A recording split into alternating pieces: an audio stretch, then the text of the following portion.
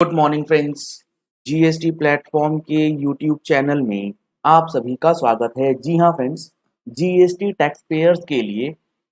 GST के अंदर जो इंटरेस्ट कैलकुलेशन है उसमें एक बेहद इंपॉर्टेंट और बहुत ही बढ़िया रिलीफ जो है वो अनाउंस करी गई है। समझिएगा सिचुएशन क्या है। लेट सपोज एक टैक्स पेयर है ए, वो क्या करते हैं, वो गलती से गलत आईटीसी अपनी जीएसटीआर 3B में क्लेम कर लेते हैं और उनका जो क्लेम है वो लेट सपोज कुछ इस प्रकार से रहता है कि आईजीएसटी में 1 लाख रुपए का गलत इनपुट टैक्स क्रेडिट चला गया, सीजीएसटी में चला गया 50,000 रुपए का इनपुट टैक्स क्रेडिट और एसजीएसटी में चला गया 50,000 रुपए का इनपुट टैक्स क्रेडिट, यानी कि टोटल 2 लाख रुपए का इनपुट टैक्स क्रेडिट जो है वो गलत चला जाता है जीएसटीआर 3B में। अब सवाल आता है कि जो ये जीएसटीआर 3B के अंदर गलत इनपुट टैक्स क्रेडिट चला गया है, क्लेम कर लिया गया है, उसका इंटरेस्ट जो है वो भरना होगा। तो इंटरेस्ट जब आप कैलकुलेट करते हैं तो इंटरेस्ट के लिए आपको section 50 subsection 3 read with rule 88B जो है उसका प्रोसीजर फॉलो करना है। अगर आप लोगों ने हमारी जीएसटी के प्रैक्टिकल फुल कोर्स में एनरोलमेंट करा रखा है तो उसमें बहुत ही बारीकी तरीके से आपको ये समझाया गया था कि section 50 subsection 3 read with rule 88 capital B जो है वो किस तरीके से इंटरेस्ट की कैलकुलेशन कराता है, जहां पर हम लोगों ने आपको ये बताया था कि जो आपका wrong availment of input tax credit है वो इंटरेस्ट के लिए लायबल तब बन जाएगा जब ये 2 लाख रुपया आपने यूटिलाइज कर लिया होगा। और ये यूटिलाइजेशन हुआ या नहीं ये पता कैसे चलेगा, तो इसके लिए हम लोगों ने आपको बताया था कि यूटिलाइजेशन का मीनिंग क्या दिया गया है सेक्शंस और रूल्स के अंदर। उसमें सिंपल सी बात ये लिखी गई कि 2 लाख रुपए का आपने इनपुट टैक्स क्रेडिट गलत लिया है, 1,50,000 एज द केस में भी। तो अब आपको ये चेक करना है कि आपका जो इलेक्ट्रॉनिक क्रेडिट लेजर है, इलेक्ट्रॉनिक क्रेडिट लेजर के अंदर बैलेंस यानी कि जो amount of input tax credit lying in your electronic credit laser का बैलेंस जिस दिन 2 लाख रुपए से फॉल कर जाएगा उस दिन मान लिया जाएगा कि आपका रॉन्ग यूटिलाइजेशन जो है वो हो चुका है। लेट सपोज जिस रिटर्न में आपने ये गलत फाइलिंग करी और उसी रिटर्न में पूरा आईटीसी यूटिलाइज कर लेते हैं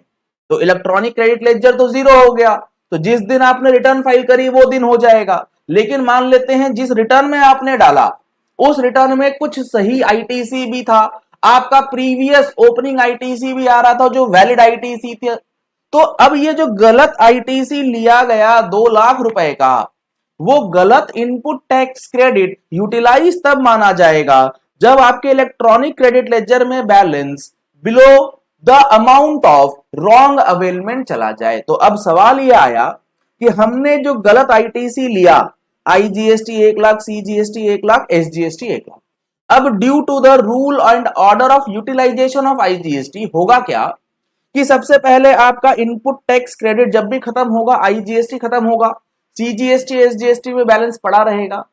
तो अब यहां बड़ी समस्या ये आ रही थी कि आईजीएसटी का बैलेंस तो खत्म हो जा रहा है क्योंकि रूल ही ऐसा बना रखा है गवर्नमेंट ने,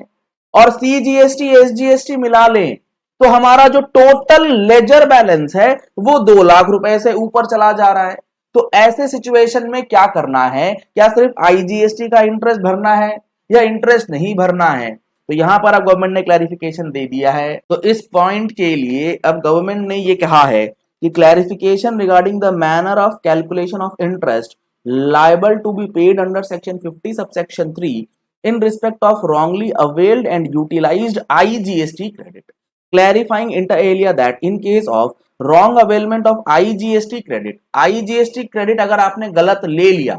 1 लाख रुपए आपने गलत अवेल कर लिया, यूटिलाइज कर लिया, तो balance of ITC in electronic credit ledger under the heads of IGST, CGST, SGST taken together has to be taken in consideration while calculating such interest liability. यानी कि जो आपने आईटीसी गलत लिया है 1 लाख रुपए का, तो इसको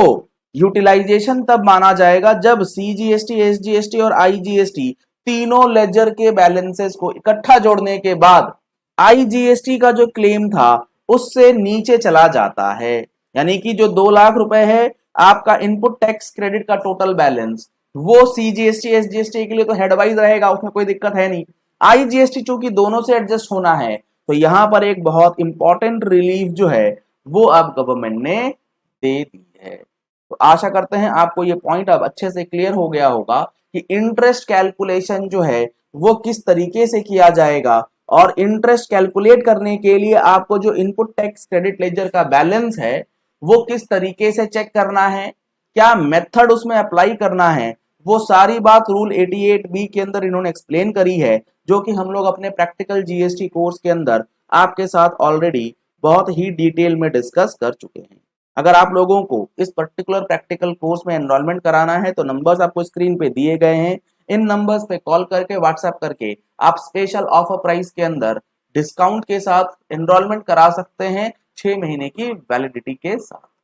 यहाँ पर आपको लैपटॉप और मोबाइल एक्सेस जो है दोनों मिल जाएगा। 150 घंटे से ऊपर का ये सेशन जो है आपको दिया जाता है, जिसमें आप अपनी क्लासेस जो हैं वो रिकॉर्डिंग के रूप में देख पाएंगे, चाहे वो मोबाइल पे हो या लैपटॉप पे हो, ऑनलाइन हो या ऑफलाइन हो, सारे ऑप्शंस आपके पास अवेलेबल करा दिए गए।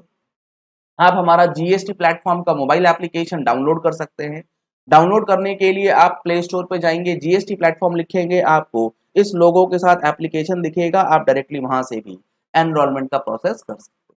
जीएसटी काउंसिल में जो चेंजेस हुए हैं उसकी पूरी कंप्लीट एनालिसिस आपको हमारी अगले महीने की टैक्स मैगजीन में मिलने जा रही है। अगर आप लोगों ने अभी तक टैक्स मैगजीन का सब्सक्रिप्शन नहीं लिया है तो नंबर्स जो दिए गए हैं इस पे कॉल करके व्हाट्सएप करके आप मैगजीन सब्सक्रिप्शन जो है वो भी करा सकते